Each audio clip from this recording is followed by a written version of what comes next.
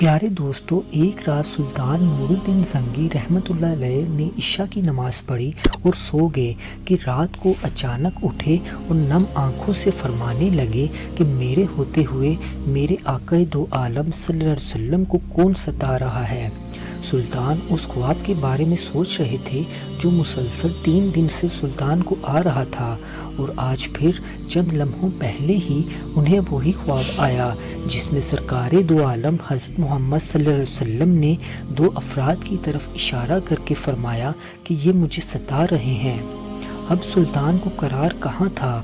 انہوں نے چند ساتھی اور سپاہی لے کر دمشق سے مدینہ جانے کا ارادہ فرمایا۔ اس وقت دمشق سے مدینہ کا راستہ 20 یا 25 دن کا تھا، مگر سلطان نے بغیر آرام کیے وہ راستہ 16 دن میں طے کیا۔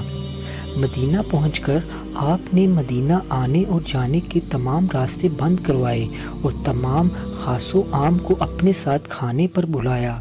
اب لوگ آ رہے تھے اور جا رہے تھے، آپ ہر چہرہ دیکھتے مگر آپ کو وہ 2 چہرے نہ نظر آئے۔ اب سلطان کو فکر لاحق ہوا اور آپ نے مدینہ کے حاکم سے فرمایا کہ کیا کوئی ایسا ہے جو اس دعوت میں شریک نہیں؟ جواب ملا کہ مدینے میں رہنے والوں میں سے تو کوئی نہیں، مگر 2 مغربی زائر ہیں جو روضہ رسول کے قریب ایک مکان میں رہتے ہیں، تمام دن عبادت کرتے ہیں اور شام کو جنت البقیع میں لوگوں کو پانی پلایا کرتے ہیں۔ وہ عرصہ دراز سے مدینہ میں مقیم ہیں۔ سلطان نے ان سے ملنے کا خواہش ظاہر کی۔ دونوں زائرین اپنے آپ کو بہت عبادت گزار ظاہر کرتے تھے۔ ان کے گھر میں ایک چٹائی اور 2-4 ضرورت کی اشیاء تھی۔ سلطان کو چٹائی کے نیچے کا فرش لرزتا ہوا محسوس ہوا۔ آپ نے چٹائی ہٹا کر دیکھا تو وہاں ایک سرنگ تھی۔ سلطان نے اپنے ایک سپاہی کو سرنگ میں اترنے کا حکم دیا۔ وہ سرنگ میں داخل ہوا اور واپس آ کر سلطان کو بتایا کہ یہ سرنگ تو نبی پاک صلی اللہ علیہ وسلم کی قبر مبارک کی طرف جاتی ہے۔ یہ سن کر سلطان کے چہرے پر غیظ و غضب کی کیفیت طاری ہو گئی۔ سلطان نے دونوں زائرین سے پوچھا کہ سچ بتاؤ کہ تم کون ہو؟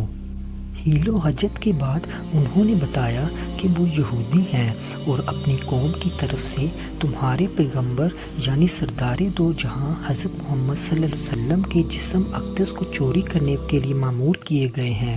سلطان یہ سن کر رونے لگے۔ اسی وقت ان دونوں کی گردنیں اڑا دی گئیں۔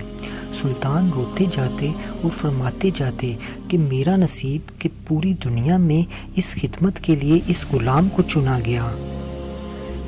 اس ناپاک سازش کے بعد ضروری تھا کہ ایسی تمام سازشوں کا ہمیشہ کے لیے خاتمہ کیا جائے۔